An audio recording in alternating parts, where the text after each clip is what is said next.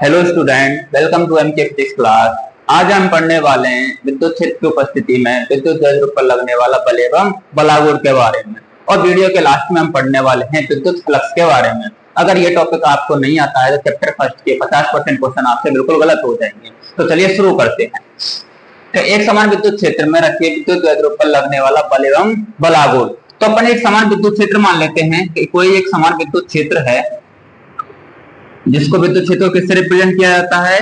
ई से रिप्रेजेंट किया जाता है। इसकी दिशा अपन लेफ्ट से राइट की ओर मान लेते हैं। इसकी दिशा किधर से किधर? लेफ्ट से राइट की ओर मान लेते हैं। इसमें एक विद्युत द्वैध्रुव रखा हुआ है। क्या रखा हुआ है? विद्युत द्वैध्रुव रखा हुआ है। ये मान लेते हैं विद्युत द्वैध्रुव इस अक्ष से कितने एंगल पर रखा हुआ है? थीटा कोण पर रखा हुआ है। कितने कोण पर रखा हुआ है? थीटा कोण पर रखा हुआ है। तो यहाँ पर एक आवेश होगा प्लस का और एक आवेश किसका होगा? माइनस का होगा। एक आवेश किसका होगा? प्लस का होगा। एक आवेश किसका होगा? माइनस का। तो मैं मान लेता हूँ ये माइनस क्यू आवेश और ये किसका है भैया? प्लस क्यू आवेश है। इनके मध्य की दूरी कितनी होती है? द्वैध्रुव वाले टॉपिक में पढ़ाया था मैंने कि इनके मध्य की दूरी कितनी होती है? 2a होती है। कितनी होती है? 2a होती है। तो ज्ञात करना है कि इस पर लगने वाला बल कितना होगा और बलागुण का मान कितना होगा। तो ज्ञात करते हैं। अपन ने पढ़ा होगा इक्वल टू क्या होता है फॉर्मूला? F बटे Q। कितना होता है? F बटे Q। तो F का फॉर्मूला क्या आ जाएगा? Q into E। अगर दोनों का क्रॉस गुणा करोगे क्या आ जाएगा? Q into E। विद्युत क्षेत्र वाले टॉपिक में आपने पढ़ा था कि प्रति एकांक परीक्षण आवेश पर लगने वाला जो बल होता है वो क्या कहलाता है? विद्युत क्षेत्र की तीव्रता कहलाता है। तो उस फॉर्मूले से क्या फॉर्मूला आया? F equal to Q into E। अब याद कर लें कि प्लस क्यू आवेश के कारण लगने वाला बल कितना होगा और माइनस क्यू आवेश के कारण लगने वाला बल कितना होगा। तो प्लस क्यू आवेश की दिशा मान लेते किधर और? बाहर की ओर। किधर की ओर भैया? बाहर की ओर। तो मैं मान लेता हूँ F इक्वल टू कितना आएगा? F इक्वल टू कितना आएगा? Q into E। प्लस का माइनस का प्लस का, प्लस का माइनस का प्लस का। इसको मैं मान लेता हूँ F1। कितना मान लेता हूँ? F1। क्लियर बात है? तब इसी प्रकार से माइनस क्यू आवेश का कितना होगा बल? क्योंकि दिशा कैसी है बेटा? दोनों की अपोजिट होगी क्योंकि ये प्लस का और किसका है? माइनस का है। तो इसका बल कितना आएगा? F2 इक्वल टू माइनस का Q इंटू E।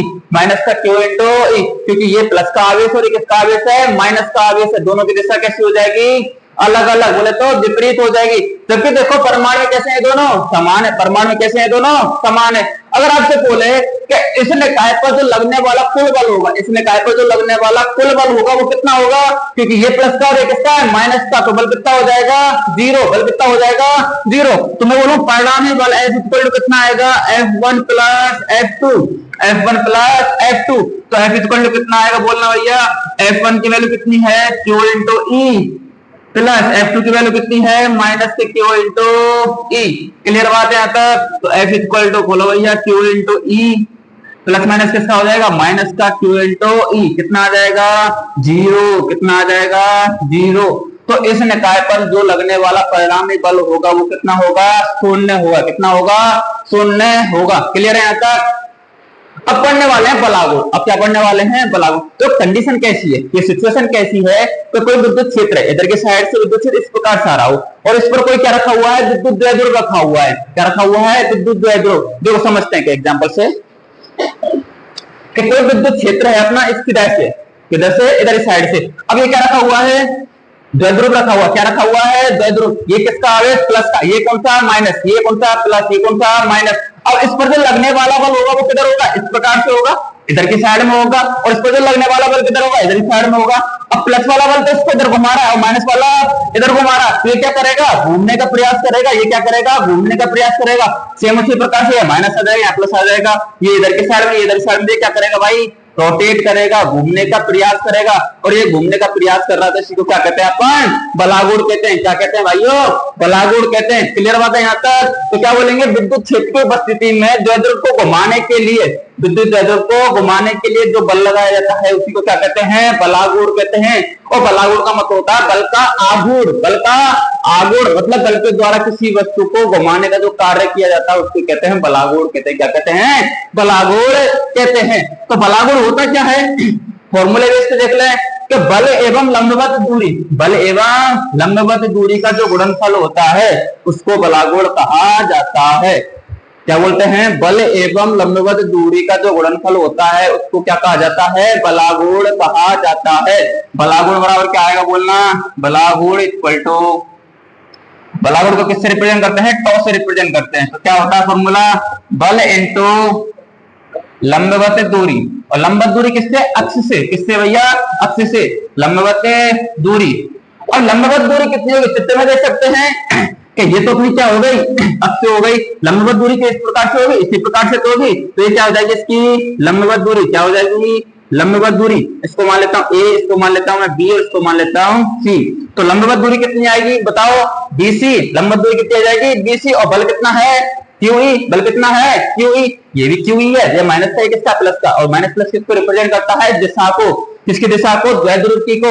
और द्विध्रुव की दिशा किधर होती है? माइनस से प्लस की ओर। किधर होती है? माइनस से प्लस की ओर। तो बलागुण का फॉर्मूला क्या आया? बल इंटू लंबवत दूरी। तो बल का मान कितना है? तो बोला टॉ इक्वल टू बल कितना है? एफ, और लंबवत दूरी कितनी है? बीसी। समीकरण नंबर 1। समीकरण नंबर 1। तो बल का मान सबको पता है, बल इक्वल टू कितना होगा? क्यू इंटू ई हो जाएगा, और लंबवत दूरी कितनी हो जाएगी? बीसी हो जाएगी।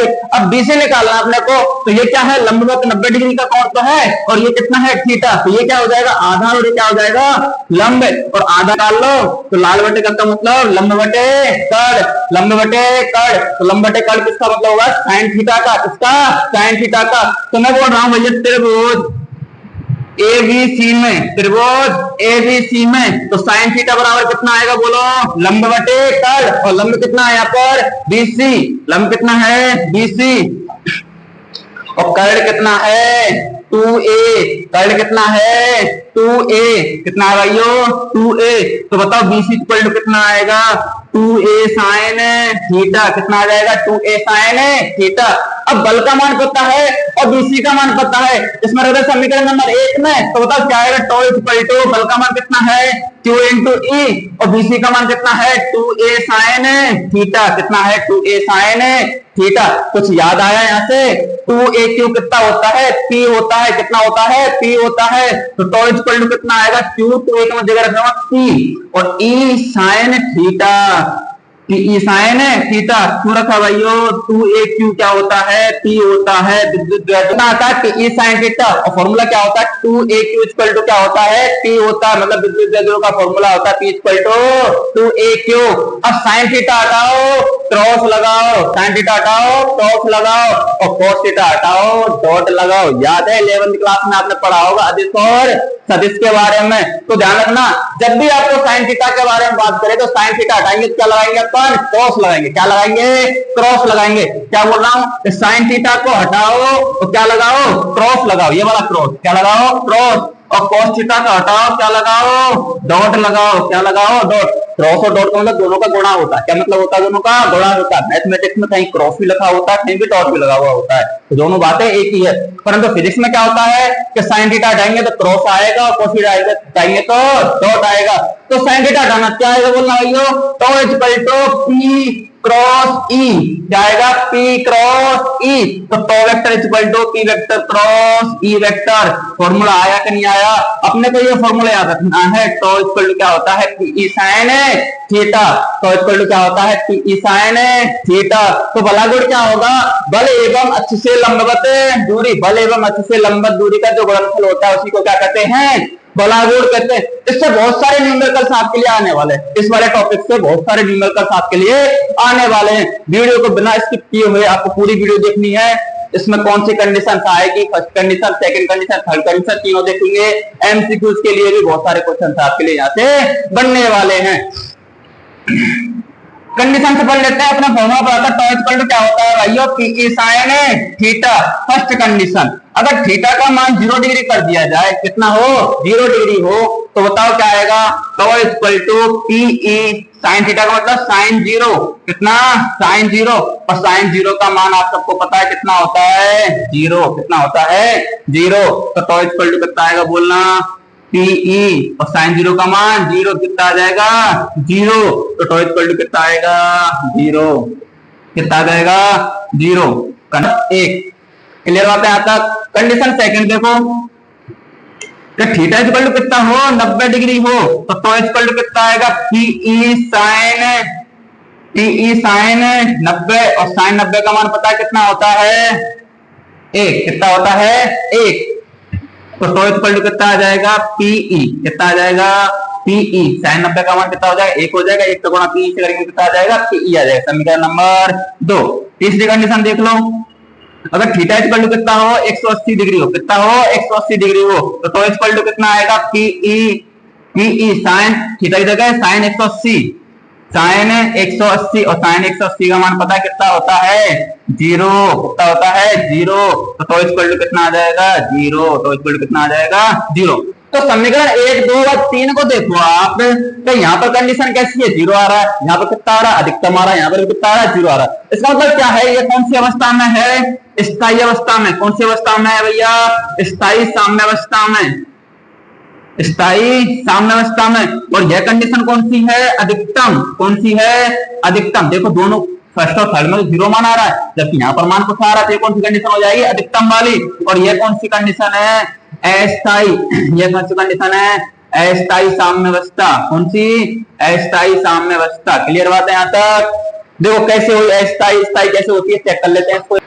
तो अपन ने पढ़ी थी कंडीशन 3, तो थीटा इक्वल टू कितना हो 0 डिग्री हो, तो टॉ इक्वल टू कितना आ रहा था 0 आ रहा था। अगर थीटा 90 डिग्री हो तो टॉ इक्वल टू कितना आ रहा था पीई आ रहा था। और थीटा 180 डिग्री हो तो जब भी कितना आ रहा था 0 आ रहा था। तो 0 कंडीशन पर जो थीटा था, जो टॉ था, 0 कंडीशन पर जो टॉ था वो कितना था, स्थायी साम्यावस्था में था। और 90 डिग्री पर अधिकतम था, और 180 डिग्री पर कैसा था भाइयों, अस्थायी कंडीशन पर था। क्लियर बात है यहाँ तक। इसको एग्जाम्पल के द्वारा समझ लेते हैं। नदी का पानी बह रहा है, नदी का पानी किधर से बह रहा है, इस प्रकार से बह रहा है, और आप भी इस प्रकार से दिशा करो, इसी दिशा में क्या करो, तैर रहे हो, तो थीटा कितना 0 डिग्री, थीटा कितना 0 डिग्री। तो आसानी से तैर पाओगे या आसानी से तैर पाओगे, थोड़ी डिफिकल्टी जाएंगी आपको, आसानी से तैर जाओगे। तो आसानी से तैर रहे हो तो कैसी अवस्था हो जाएगी, स्थायी हो जाएगी। कैसी हो जाएगी, स्थायी।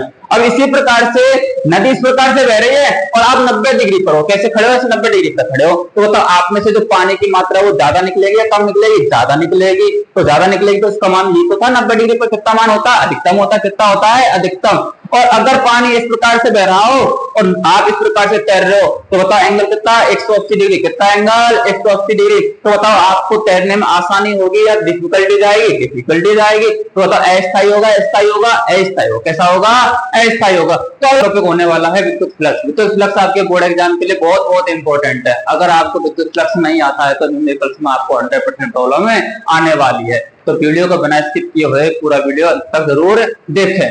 अगले टॉपिक अपना विद्युत फ्लक्स।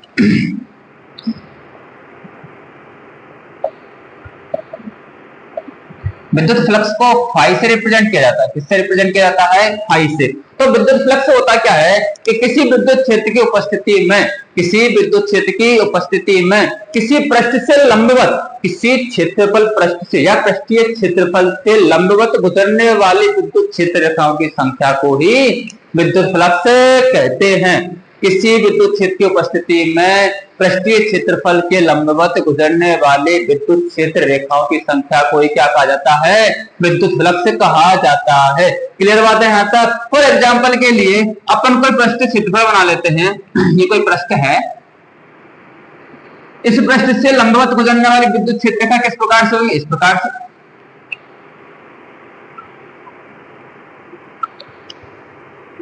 जितनी ज्यादा विद्युत क्षेत्र रेखाएं होंगी उतना ज्यादा ही क्या होगा, फ्लक्स होगा। जितना ज्यादा क्षेत्रफल होगा उतना ज्यादा ही क्या होगा, विद्युत फ्लक्स होगा। तो इस पृष्ठ से लंबवत गुजरने वाली, लंबवत क्या, लंबवत गुजरने वाले विद्युत क्षेत्र रेखाओं की संख्या को ही विद्युत फ्लक्स कहा जाता है। मान लेते कोई ये पृष्ठ है, इस पृष्ठ से विद्युत क्षेत्र रेखा, मार्कर को किसके रिप्रेजेंट कर रहा हूं, विद्युत क्षेत्र रेखा। इस पृष्ठ से निकली, इससे वापस गई, इससे अंदर हुआ, इससे वापस गई, इससे अंदर हुआ, इससे वापस गई। तो ये विद्युत क्षेत्र रेखा जो निकल रही है इस पृष्ठ के लंबवत है या नहीं, देखो लंबवत, इस पृष्ठ के लंबवत, देखो इस पृष्ठ के लंबवत ही तो है। तो ये लंबवत निकल रही है, तो ये क्या हो जाएगा, अपना विद्युत फ्लक्स हो जाएगा। क्या हो जाएगा, विद्युत फ्लक्स हो जाएगा। क्या बोल रहा है कि किसी पृष्ठ के लंबवत गुजरने वाले विद्युत क्षेत्र रेखाओं की संख्या को ही विद्युत फ्लक्स कहा जाता है। यहाँ से क्वेश्चन आता है कि विद्युत फ्लक्स किस किस पर निर्भर करता है, किस किस पर निर्भर करता है। तो मैं बोल रहा हूँ विद्युत फ्लक्स होता है वो समानुपाती होता है विद्युत क्षेत्र की तीव्रता की। किसके समानुपाती होता है, विद्युत क्षेत्र की तीव्रता के। इसका मतलब क्या है कि विद्युत क्षेत्र रेखाओं की संख्या अगर कम होगी तो विद्युत फ्लक्स कम होगा या ज्यादा होगा, बताओ, कम होगा या ज्यादा होगा, कम होगा। अगर विद्युत क्षेत्र रेखाओं की संख्या ज्यादा है तो उस पर जो फ्लक्स होगा वो कम होगा या ज्यादा होगा, ज्यादा होगा। देखो तो फ्लक्स समानुपाती होता है तो फ्लक्स समानुपाती होता है विद्युत क्षेत्र रेखा की तीव्रता के समानुपाती होता है। यदि विद्युत क्षेत्र रेखाओं की संख्या कम है तो फ्लक्स भी क्या होगा, कम होगा। यदि विद्युत क्षेत्र रेखाओं की संख्या ज्यादा है तो फ्लक्स भी क्या होगा, ज्यादा होगा। इस प्रश्न से कितनी ज्यादा विद्युत क्षेत्र रेखा निकल रही, अगर 5 विद्युत क्षेत्र रेखा निकल रही, फ्लक्स भी मान लेते 5 होगा। अगर 50 निकल रही है तो बताओ 5 की तुलना में ज्यादा होगा या कम होगा, ज्यादा होगा। सीधी सी बात यही तो है। और दूसरा आता है इसमें तो फ्लक्स होता है वो क्षेत्रफल सदिश में डीएस वेक्टर माना, क्या माना, डीएस माना। क्षेत्रफल सदिश को किससे रिप्रेजेंट किया है, डीएस से रिप्रेजेंट किया है। समीकरण नंबर 2, जो विद्युत फ्लक्स होता है वो क्षेत्रफल सदिश के लिए क्या होता है, सीधे समानुपाती होता है। इसका मतलब क्या है, यदि कोई पृष्ठीय क्षेत्रफल होगा वो कम होगा तो फ्लक्स भी क्या होगा, कम होगा। और पृष्ठीय क्षेत्रफल ज्यादा होगा, फ्लक्स भी क्या होगा, ज्यादा होगा। मान लेते हैं एक पृष्ठीय क्षेत्रफल है और एक ये बोर्ड पूरा पृष्ठीय क्षेत्रफल है। इसमें से विद्युत क्षेत्र का कम निकलेंगे और इसमें से ज्यादा निकलेंगे, हाँ या ना। अगर इसमें से कम निकल रही तो फ्लक्स भी क्या है, कम निकलेंगे। इसका मतलब क्या, विद्युत क्षेत्र का भी कम होंगे। इसमें से विद्युत क्षेत्र की संख्या क्या होगी, ज्यादा होगी, क्योंकि पृष्ठ क्या है इसका, ज्यादा है। पृष्ठ क्या है इसका, ज्यादा है। पृष्ठ ज्यादा है तो विद्युत फ्लक्स भी क्या होगा, ज्यादा होगा। क्या होगा भाइयों, ज्यादा होगा। क्लियर बात है यहां तक। अब तीसरा होता है जब फाई समानुपाती किसके होता है, कॉस थीटा के। किसके समानुपाती होता है, कॉस थीटा के। अब कॉस थीटा के समानुपाती कैसे हुआ ये आपको कोई भी नहीं बताएगा। देख लेते हैं कॉस थीटा समानुपाती कैसे होता है। इसका मतलब क्या है कि कोई विद्युत क्षेत्र है, ये मान लेते हैं विद्युत क्षेत्र है और एक विद्युत क्षेत्र ये है। समझना पूरे बात को। अगर मैंने बता दिया विद्युत क्षेत्र तीव्रता के क्या समानुपाती होता है, क्षेत्रफल सदिश के क्या समानुपाती होता है, जबकि cos थीटा के समानुपाती कैसे होता है ये अपन बता के दिखा के बताएगा आपको। क्लियर, देखो कैसे है। इसमें क्या है कि एक तो इस प्रकार से रखा हुआ है और एक इस प्रकार से रखा हुआ है। सुनना भैया कि विद्युत क्षेत्र है, एक तो ऐसे रखा हुआ है विद्युत क्षेत्र के और एक कैसे रखा हुआ है, ऐसे रखा हुआ है। अब क्षेत्रफल सदिश होता क्या है, पृष्ठ के लंबवत भार की ओर, पृष्ठ के लंबवत भार की ओर। डीएस क्या होता है, पृष्ठ के लंबवत भार की ओर। तो देखो भैया कि विद्युत क्षेत्र की दिशा किधर है, इस प्रकार से। विद्युत क्षेत्र की दिशा किधर है, इस प्रकार से। अब सोचना पहले वाली कंडीशन को क्या करो, किसके, पहली कंडीशन की। क्षेत्रफल विद्युत क्षेत्र रेखा इधर है, इसका क्षेत्रफल सदिश कैसे होगा, ऐसे तो रखा हुआ क्षेत्रफल सदिश, तो लंबवत भार की ओर ऐसे होगा, कैसे ना हो, या ऐसे होगा, हाँ या ना, या तो ऐसे होगा या ऐसे होगा। तो मैं बोल रहा हूं ये तो विद्युत क्षेत्र रेखा है, इसके लंबवत डीएस इस प्रकार से होगा। तो बताओ थीटा कितना, 90 डिग्री। थीटा कितना, 90 डिग्री। क्लियर बात है यहाँ तक, पक्की बात है, कच्ची बात, पक्की बात। इसमें देखो ऐसी सिचुएशन है, विद्युत क्षेत्र रेखा इस प्रकार से, इसका क्षेत्रफल सदिश किधर होगा, इस प्रकार से। क्या होगा इसका, इस प्रकार से। तो बताओ क्षेत्रफल सदिश किधर, डीएस किधर, इधर। थीटा कितना, 0 डिग्री। थीटा कितना, 0 डिग्री। ये सिचुएशन समझ में आई कि नहीं आई। तो देखो भैया 90 डिग्री और 0 डिग्री एंगल निकालना आ गया अपने को। अब बताओ 90 डिग्री के एंगल होगा जब अपने को फ्लक्स की मात्रा कम मिलेगी या ज्यादा मिलेगी, सोच बताओ। कम या ज्यादा, कम। कम या ज्यादा, कम। कैसे, देखो विद्युत क्षेत्र रेखा इस प्रकार से है, ये इस प्रकार से है। इसमें से कम पास होंगी, ज्यादा पास होंगी, कम। कम पास होंगी, ज्यादा पास होंगी, कम पास होंगी। जबकि ऐसे करते हैं, दूसरी कंडीशन देखो, जबकि ऐसे करते हैं तो बताओ विद्युत क्षेत्र रेखाएं ज्यादा पास, विद्युत क्षेत्र रेखाएं ज्यादा पास। अरे नदी वाला भी एग्जांपल लिया था, नहीं लिया था। अगर 90 डिग्री होगा तो क्या होंगी, ज्यादा होंगी, अधिकतम होंगी, हाँ या ना, हाँ। तो बताओ जब थीटा 90 डिग्री था, सिचुएशन देखना, जब थीटा 90 डिग्री था तो फ्लक्स कैसा मिल रहा था अपने को, कम मिल रहा था। कितना मिल रहा था, कम मिल रहा था। और जब थीटा कितना था, 0 डिग्री था, तो फ्लक्स क्या मिल रहा था अपने को, अधिक मिल रहा था। क्या मिल रहा था, अधिक मिल रहा था, हाँ या ना, हाँ। अब थीटा वाली कंडीशन देख लेते हैं, cos थीटा आएगा, sin थीटा आएगा। तो ये वाली समझ में आई। अगर sin 0 की बात करूं मैं और किसकी बात करूं, sin 90 की बात करूं, तो sin 0 का मान कितना होता है, 0, और sin 90 का मान कितना होता है, 1। कितना होता है, 1। अब देखो cos 0 का मान और cos 90 का मान, दोनों कंडीशन देख के देखिए। cos 0 का मान 1 और cos 90 का मान 0। तो पहली वाली कंडीशन देख रहे हैं, 90 पर कितना मिलना चाहिए, कम मिलना चाहिए। 90 पर कम मिल रहा है, ज्यादा मिल रहा है। देखो 90 पर कम है, ज्यादा है, ज्यादा है। और 0 पर क्या है, कम है। उल्टा हो रहा है, 90 पर तो कम मिलना चाहिए और 0 पर अधिक मिलना चाहिए। तो साइन वाले फंक्शन में देखो 0 पर 0 मिल रहा है, 90 पर 1 मिल रहा है, मतलब उल्टा हो रहा है यहाँ पर। दूसरी वाली कंडीशन में देखो cos थीटा वाली, तो cos 0 पर ज्यादा मिल रहा है, cos 90 पर कम मिल रहा है। 90 पर कम, 90 पर कम और 0 पर अधिक, 0 पर अधिक। इसका मतलब क्या है कि फ्लक्स किस पर समानुपाती होता है, cos थीटा के। किसके समानुपाती होता है, cos थीटा के। क्लियर है नहीं है भाइयों, क्लियर होगा यहाँ से। तो हमने देखा था कि जो फ्लक्स होता है वो cos थीटा के समानुपाती कैसे होता है। तो यहाँ से देखेंगे समीकरण 1 2 व 3 को कंबाइन करके लिखेंगे तो क्या आएगा फाई समानुपाती ई डी एस cos थीटा। क्या आ जाएगा फाई समानुपाती ई डी एस cos थीटा। यहाँ से समानुपाती चिन्ह हटेगा, एक नियतांक आएगा और नियतांक का मान कितना होता है 1 होता है। तो फाई इक्वल टू कितना आएगा ई डी एस cos थीटा। और अपने को ये फॉर्मूला याद रखना है, इससे बहुत सारे न्यूमेरिकल्स आपको करने होंगे। क्लियर बात है यहाँ तक। अब कुछ याद आया, cos थीटा हटाओ डॉट लगाओ, cos थीटा हटाओ डॉट लगाओ, तो फाइव इक्वल टू कितना आएगा E vector dot DS vector, E vector dot DS vector cos theta हटाओ डॉट लगाओ। और आपने 11th क्लास में पढ़ा होगा कि दो सदिशों का अदिश गुणनफल किया जाता है। जब दो सदिशों का अदिश गुणनफल किया जाता है तो अपने कैसी राशि प्राप्त होती है अदिश राशि प्राप्त होती है। तो यह एक कैसी राशि है अदिश राशि है। कैसी राशि है अदिश राशि है। कैसी राशि हो जाएगी अदिश राशि हो जाएगी। अगर मैं इससे पूछूं आपसे पूछूं कि इसके मात्रा को विमा निकाल सकते हो तो निकाल के दिखाओ। तो मात्रा क्या होगा बताना। मात्रा इस फॉर्मूले से निकालते हैं। ई का फॉर्मूला क्या होता है एफ बटे क्यू। क्या होता है एफ बटे क्यू। तो बल का मात्रा न्यूटन और आवेश का मात्रा कूलम इनटू डीएस का मात्रा कितना हो जाएगा मीटर स्क्वायर। डीएस का मतलब क्षेत्रफल, क्षेत्रफल कितना होता है मीटर स्क्वायर। तो क्या आ जाएगा बोलना न्यूटन मीटर स्क्वायर बटे कूलम, न्यूटन मीटर स्क्वायर बटे कूलम। अगर मैं विमा निकालना पूछूं आपसे विमा कितनी आएगी तो न्यूटन की विमा क्या होती है डायरेक्टली याद रखनी है m1 l1 t माइनस 2। कितनी होती है m1 l1 t माइनस 2।